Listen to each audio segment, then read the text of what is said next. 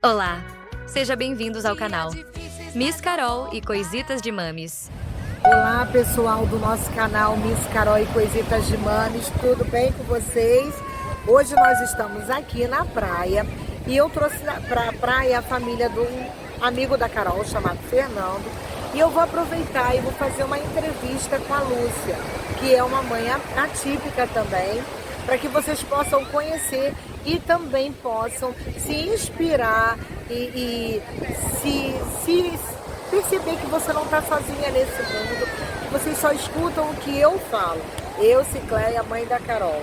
Mas eu quero te apresentar hoje uma mãe do Fernando, de um menino também que tem um autismo, uma dificuldade intelectual, mas é um menino, é um rapaz de 18 anos, beleza? Então, se você gostar do nosso vídeo, que eu sei que você vai gostar, compartilha, curte, dá aí um joinha, faz aí um recadinho para a Lúcia, para mim, para a Carol, para o Fernando, e manda para alguém que você sabe que precisa ouvir o que a gente vai falar aqui hoje, beleza? Então vamos embora para a nossa entrevista com a mãe Lúcia.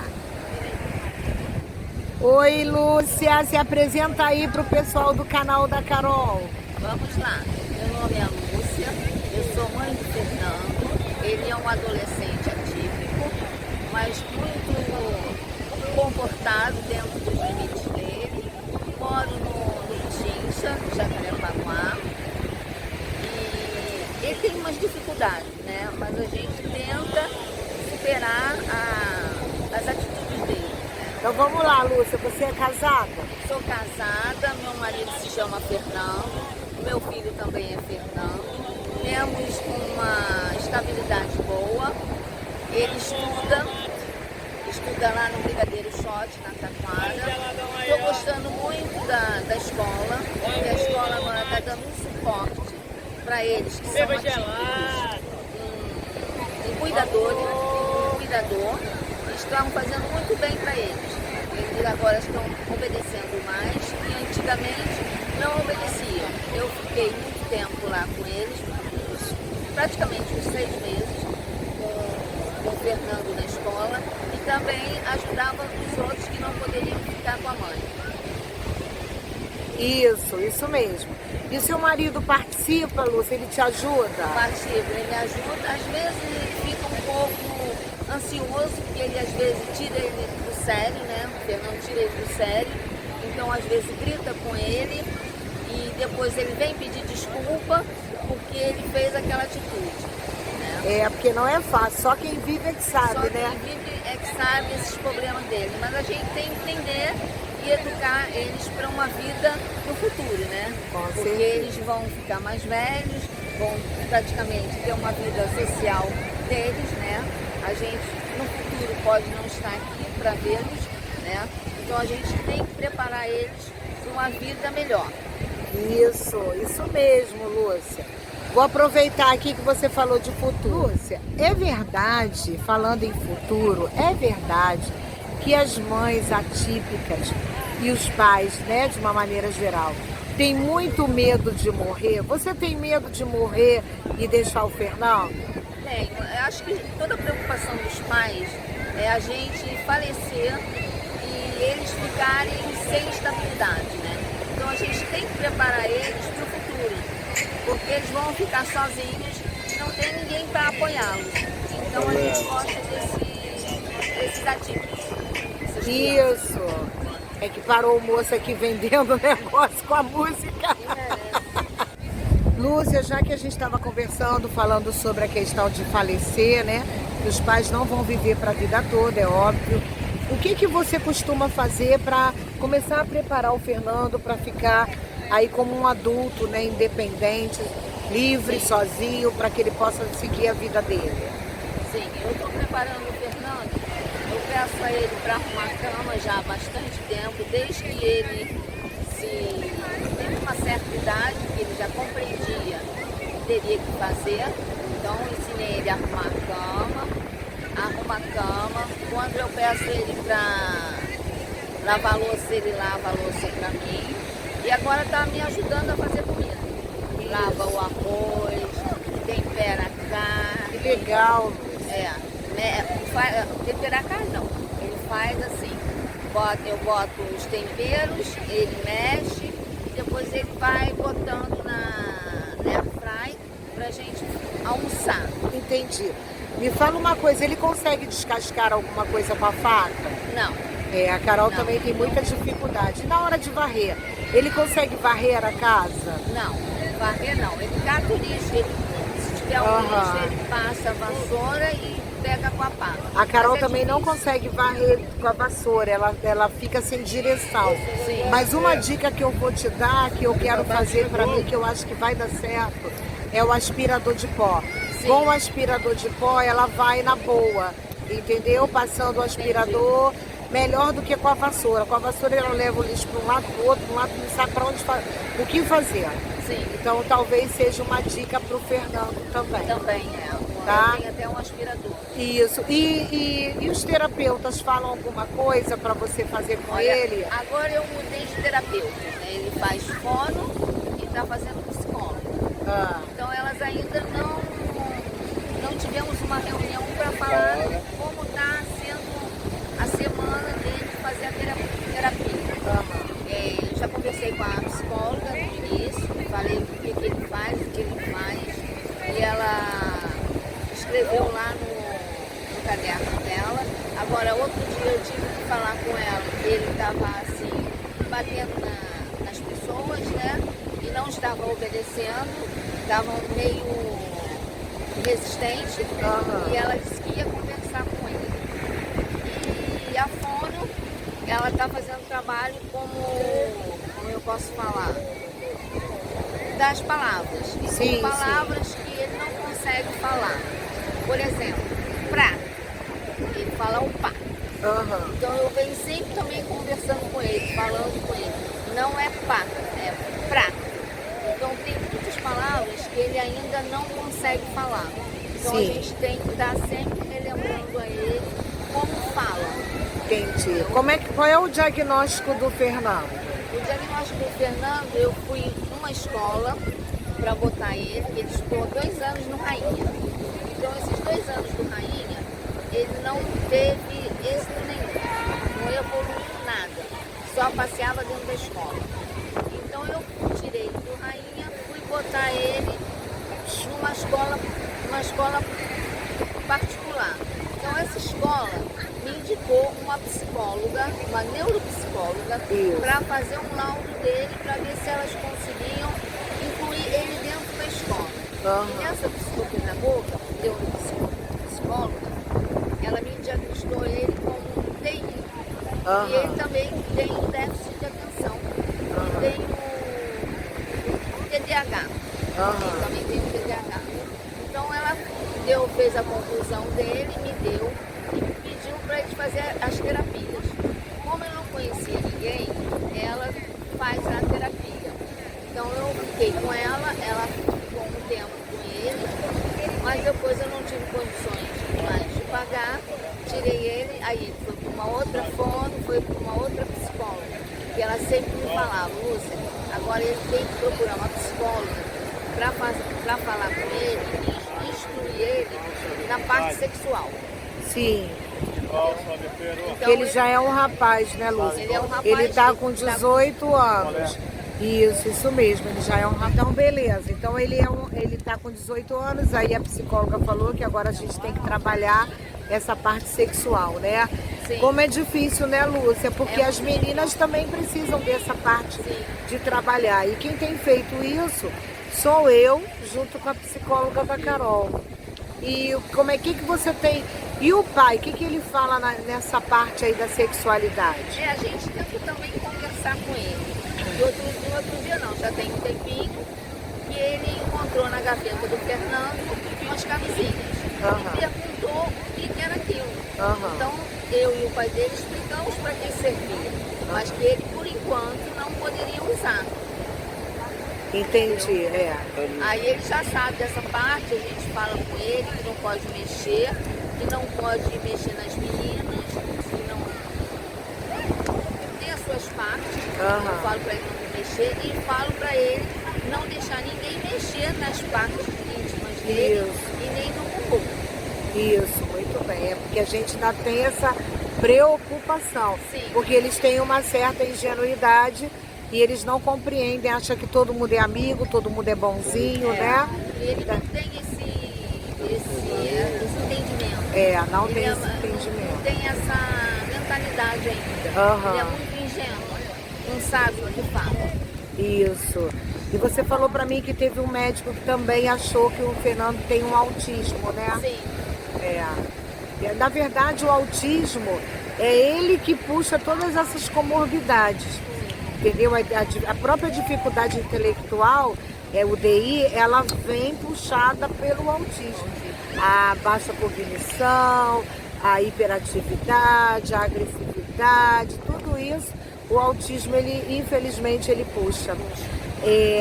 Agora eu vou te fazer uma outra pergunta, Lúcia. O que você tem, junto com seu marido, traçado para o futuro do Fernando? Assim, caderneta de poupança, pensão, o que você está pensando? Que isso é uma preocupação que a gente tem com a Carol. Quando a gente não existir, o que a Carol vai ter para sobreviver? Claro que eu busco uma produtividade para ela, eu quero deixá-la trabalhando em alguma coisa, mas não vai ser o suficiente para ela se manter. Talvez, né? Não sei. De repente ela vai ganhar até mais do que eu, né? Ainda mais que a garota artista, mas enfim. O que você tem planejado aí com seu marido em relação a isso? olha, a gente tem planejado não muito pouco, porque agora que ele fez 18 anos, então a gente agora está com uma preocupação dele trabalhar. Nós fizemos uma poupança, abrimos uma poupança quando ele nasceu, então ele tem uma poupança. A gente tenta colocar algum dinheirinho que a gente ganha na poupança para o futuro dele ter alguma coisa, para ele poder sobreviver. Porque trabalho, como você falou, eles podem trabalhar e ganhar um dinheirinho, mas não dá para sobreviver. Isso. Então tem que fazer esse agrupamento, Esse investimento, né? Porque ele não tem assim, o dinheiro como uma solução. A gente tem que guardar, fazer no futuro dele. Então a gente agora vai começar a fazer um programa, se programar o que a gente vai fazer, porque a gente não é eterno. E a casa própria, vocês já têm? Nós temos a casa própria, tem uma casa, um apartamento próprio. Ele também é filho único, né, Ele Lúcia? também é filho único, ele pode ficar no apartamento, mas eu tento deixar ele para ver se ele fica mais independente. Sim. Mas eu tenho muito medo. Eu não confio nas pessoas. Eu sei. Entendeu? A gente pensa em deixar com uma pessoa, a gente fala, não, aquela pessoa não vai fazer isso, e ele vai fazer o que a gente faz, então ele pensa que a gente é eterno. Mas a gente não é eterno. A gente tem medo de deixar um tutor, né? Uma pessoa para administrar esse dinheiro. A gente fica com muito medo. Tem que orar muito a Deus para Deus dar a direção de quem vai ser essa pessoa, né? A gente está vivendo essa fase lá em casa também. A gente está também buscando aí, pensando no futuro melhor para Carol. Por isso que a gente está pensando em sair da casa e morar num condomínio com ela, para que ela tenha mais segurança, para que ela tenha também mais serviços dentro do próprio condomínio, para que ela não precise ficar se deslocando tanto. E estamos orando para Deus nos mostrar quem vai ser essa pessoa que vai auxiliar a Carol na questão financeira dela. Né? Eu também penso isso, e fazer uma direção. Falar o que é certo e o que é errado. Ajudar nesse dinheiro, né? Porque se der na mão deles, a Carol vai pro shopping. Eles não têm. Vai gastar em 2 minutos. Em dinheiro. Às vezes eu boto o Fernando para pagar. Ele pega alguma coisa que quer comprar, eu falei assim, agora você vai lá pagar e tem troco. Aí ele vai lá, paga e ele pega o troco. Mãe, ela deu o troco. Eu falei assim, então tá. Porque se deixar, e às vezes ele quer ficar com troco. Sim, claro, mas ele é esperto, é isso ele aí. Ele é muito esperto, ele quer ficar tem que ficar com troco, né, troco, Fernando? Ele quer ficar com troco. Ele é muito inteligente. É isso aí, eles são muito inteligentes. Ô Lúcia, vamos então encerrar esse bloco. Eu vou te fazer uma pergunta. Aliás, eu vou fazer duas. A primeira, quando você teve o diagnóstico do Fernando, teve uma psicopedagoga que falou alguma coisa para você. Como é que foi essa fase sua e do seu marido quando a gente recebe o diagnóstico? Conta aí para as mães que estão nos assistindo. Olha, eu fui numa psicopedagoga há muito tempo, foi logo no início, eu descobri que ele era DI, tinha esse autismo pequeno. Então ela chegou um dia para mim, chamou eu e meu marido, sentamos, e ela disse para mim e para ele que nunca ele ia aprender nem a escrever e nem a ler.